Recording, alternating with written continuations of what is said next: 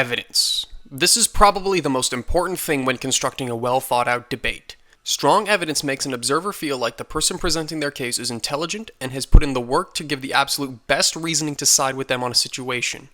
Poor evidence, or simply not having any at all on the other hand, makes someone sound like a blithering idiot who has no sense of what they're talking about and should be quickly ignored. Can you guess which category the DBZ fans fall into with regards to the Death Battle episode? So, as predicted, Superman won, and DBZ fans are irate to say the least.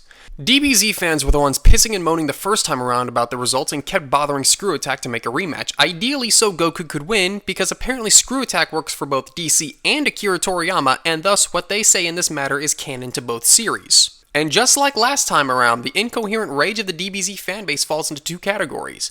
Either you completely disagree with the result and construct your own fantasy as to why Goku wins, or the other group that accepts Goku isn't in the same league, but justifies it by saying no one likes Superman, and all Western comic book writers are the equivalent of an inbred chimpanzee while they set up their tents in the manga aisle of Barnes & Nobles. Remember my opening paragraph about evidence?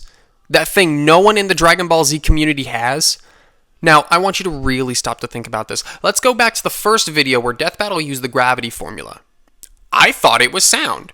They took his multipliers and the most he's shown lifting and ran numbers. Now, I'll agree with channels like Cayman's Land in that his stats probably were misrepresented. However, there is so little to work with, the gravity formula makes the most sense to me.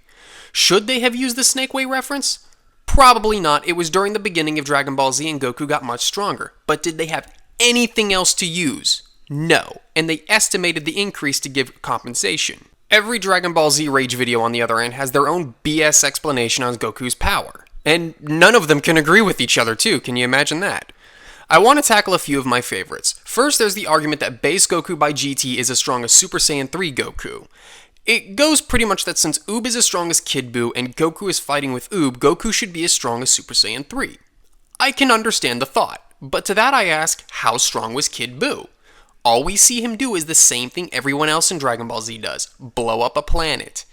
Now, here's something to think about. When Namek exploded, Frieza was able to survive the explosion even in his maimed state. When Kid Buu blows up a planet, he gets blown to bits and needs to reform.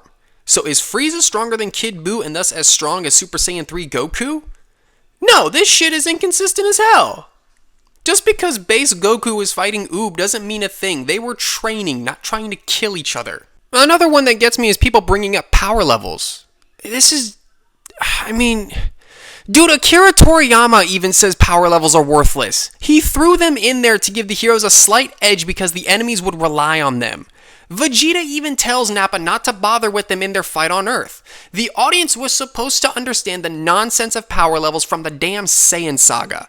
But no, you guys making this argument know more about DBZ than its creator, right? Tell me this, what does a power level measure? Has it ever been clearly stated? I vaguely remember something about it measures fighting potential, but what does that mean? Is it physical strength? Is it speed? Ki? Intelligence? No, it's too vague to be reliable. Death Battle understood that. Now, there was one good argument to Superman I heard on Cayman's Land. Which, quick side note, if you're looking for a DBZ discussion channel, his is the most interesting I've seen, but he knows jack all about Western comics, so when he claims Yamcha can beat the Hulk, just ignore him. Anyway, the argument spoke about how Death Battle pulled feats from several different Superman lores to make the one that contested Goku. And you know what? I agree. For using post-crisis Superman, Death Battle brought in examples from every source released along the same time. My counter to that is all these feats brought up from movies and New 52 have been duplicated and surpassed in post-crisis comics. That, and Superman in movies generally follows the same rules as comic Superman, so all feats would transfer over anyway because of that whole unlimited power from the sun. But, I can agree, Death Battle should not have done that. Alright, enough about raging fanboys, let's talk about the other ones like SSJ Goshen 4 who have the gall to say no one likes Superman. If no one likes Superman, why has the character been around since the 40s? Let's not kid around here, there's been a lot done with Superman. Some of it has been good, some of it hasn't. You could say something similar about Goku. Do we claim no one likes Goku because of Dragon Ball GT? No, we choose to ignore it. Same with the Man of Steel movie. We choose to ignore it. But apparently Superman is a terrible character because of his powers, right? Well, when you put him in the same story as Goku, then yeah. He has no reason to train and he can beat everyone who would want to fight him, so there isn't a story there for Dragon Ball Z. But in DC Comics, the point of Superman isn't just to punch things. Okay, sometimes we get a Doomsday who was created solely to kill Superman, but that story led into what was about different individuals taking up the mantle of Superman trying to live up to his example. Then he came back with a mullet. See? Some good, some bad.